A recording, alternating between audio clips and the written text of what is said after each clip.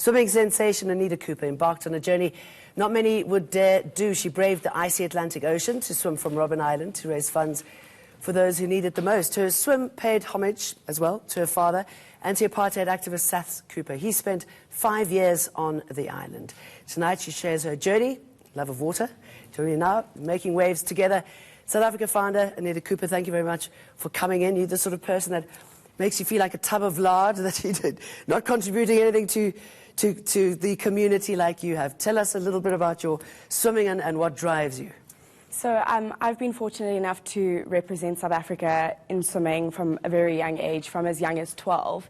And, you know, through the work that my father's done and just the family that I was brought up in, both my parents, you know, giving back is something that's been instilled in both myself and my siblings. And I always knew that I wanted to help people. I just never knew what was my cause and what was my calling. And, you know, traveling the world and swimming and realizing, you know, I'm that token swimmer of color, just made me realize that, you know, we need to reflect the demographics of our country, and we need to inspire those that look like me that maybe haven't had the opportunity to be fortunate enough to learn how to swim and, you know, travel the world and dream bigger in sport per se. So I knew that when I started my swimming school, you know, I did an undergrad in clinical psychology, and I thought psychology is the way that I'm going to inspire, you know, through my dad's journey being a psychologist. And I found that I was still kind of, you know, struggling to find my purpose and, you know, to give back. And so I decided that I'm going to go back into swimming and go back into the thing that I know best and the sport that gave me so much.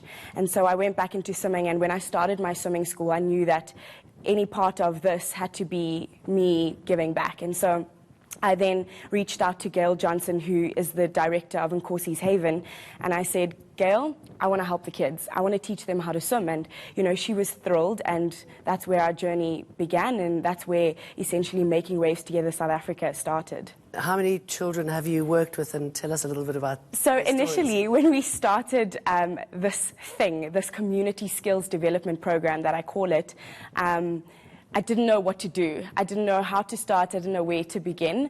But I knew that I was going to start somewhere. And so I said to her, as many kids, mothers, matrons, just bring them. I'll figure it out. And we had about 50 people, I'll say kids as young as 2 and matrons as old as 40 coming to try the swimming out. And then I knew I needed to fine-tune it. I knew I needed to have more guidelines, because if I could, I would love to help 200 people at once, but I know I physically cannot do that. And so then I met with my brother, who is my partner in everything, and I said, we need to do this a little bit differently. And so we started with a group of 25 boys, aged between, I'll say, 7 and 12, and we taught them within 3 months. And that was with nothing, no support. We couldn't give them anything other than giving them a skill. And tell us more about why this is such an important life skill.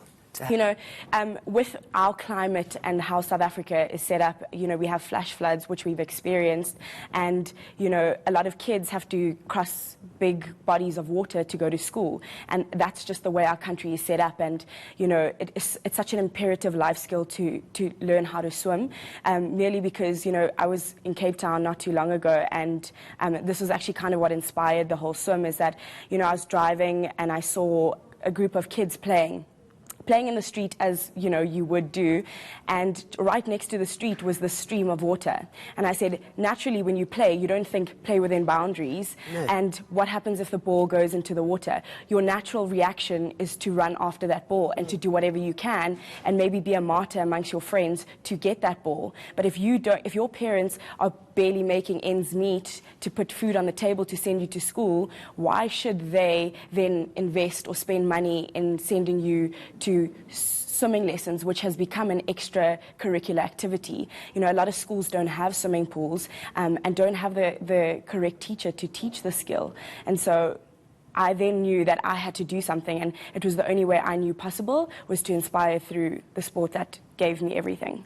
And how do you instill in children, do you think, this amazing need of yours, or what you've managed to achieve in the family, of giving back, of wanting to give back? Because I should imagine as well, it's incredibly satisfying. It is. I always say to people, you know, everyone wants to give back. Everyone wants to do their part in society, and saying, I'm a good person, I'm a good citizen, I've donated, I've given 5 rand to the beggar on the side of the street. But, you know, what you don't realize, in you sparing time and you teaching simple skills that we've all acquired along the way, you doing that is doing more for you than it is for the person that you're giving to. You know, it doesn't take this colossal change or this big amount of money to bring about change, you know. It starts with a simple smile. It starts with changing someone's mindset. And I think the most important thing is, yes, we're teaching these kids this life skill that can save their lives, and then they can pay it forward and help others. But I'm teaching these kids to inspire beyond to reach and dream, and to have bigger aspirations beyond their circumstances. You know, we're often crippled by our mind and not necessarily our circumstances. And we believe that it's just, you know, I come from a poverty-stricken family, that's where I'm supposed to be. But our mind allows us to dream bigger, and we have everything within us to dream beyond our circumstances. I should imagine that your mind was working quite overactively when you were swimming from Robben Island. Tell us about that swim, how you achieved what you did, and also knowing that your father was on the island there in prison for 5 years. I think, you know, the swim was, for me, this... I think I'm still struggling to put into words what the experience was. When I think back now, I just think, gee, how did you do that? And, you know, there've been plenty of people who've attempted the swim, who've completed the swim, but for me it was something different. You know, my father was imprisoned on the island for 5 years, and the day before we did the swim, we were fortunate enough to have a tour. My father gave, you know, the swimmers that did it with me, we did a tour around the island. And, you know, after the tour, I sat back and I just kind of had some time to reflect and kind of prepare for the next morning. And I sat there and I was like, you know, what I'm doing now, no descendant of anyone on the island has done. You know, I'm not only swimming to raise money for my nonprofit, I'm swimming to allow those that never had the opportunity to do or dream or say at the time, I'm doing that for them now. The swim isn't just this physical act of, yes, you can swim, it's showing great, you know, you as a person of color can swim from one point to the next. You know, it was this experience and the spiritual experience that allowed me to feel physically, maybe not even nearly, you know, close to what they experienced going on the island, but go through those turmoils along the way, feel that cold seep through my body and want to give up. You know, I always say, when anyone asks me how was the swim, I say, if it wasn't for my brother who was on that boat next to me, I would have given up. You know, 800 meters into the swim, the cold started seeping through every part of my body, and I'd prepared, or thought I'd prepared, but nothing prepares you for that. We experienced winds that were 40-kilometer winds hitting us. We had 3-meter swells hitting us. How long did it take? I actually anticipated doing the swim in 2 hours, because I had done a mock swim in not, I wouldn't say perfect conditions, but somewhat perfect conditions, and I anticipated doing it within 2 hours. And I was in 12.9 degree water for over 2.5 hours. And like I said, you know, 800 meters into the swim, I started crying, and I said to my brother, Ethan, I can't do this. And he said to me, you won't give up. There are people waiting for you on Bloberg Strand. You won't give up. And I was like, I don't care about those people. It's not about them. My dad can just wait. I'll try another time. And then I knew that the swim was beyond me. And I knew that it wasn't just me physically doing this for myself, for my nonprofit, to raise funds, to allow those kids to dream bigger. It was for everyone out there who sacrificed their lives for the freedom that we experience today. What an incredible story, and thank you for sharing it with us. An incredible lady, and thank you for doing what you're doing. Thank you. That's our show for tonight.